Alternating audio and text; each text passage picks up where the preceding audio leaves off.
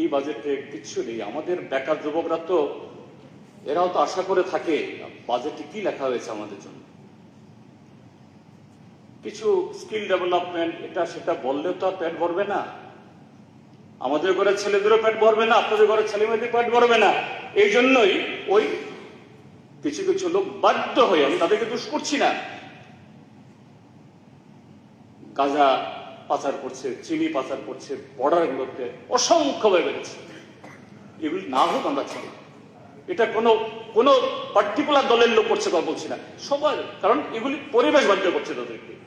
Sir এই জন্য এই যে এসপিজিটি, ট্যাগ, জিআরবিটি,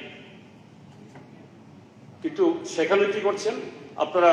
জিআরবিটিতে চাকরি হয়েছে, সেদিন একটা পত্রিকাতে উঠেছে মালদারামে জিআরবিটির চাকরি। পত্রিকা নাম উল্লেখ করে দিয়েছে পশ্চিমবাংলার কোন কোন জায়গা থেকে ত্রিপুরা, এই গ্রুপ সি, গ্রুপ বি, বিও নয়, গ্রুপ সি।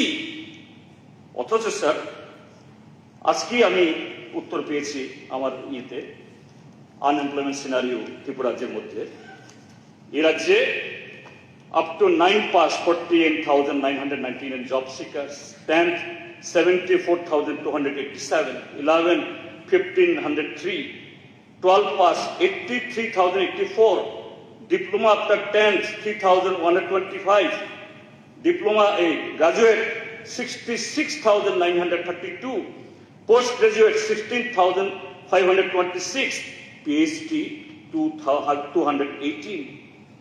এরকম 3,29,000 as on 31st January 2004 they are job seekers.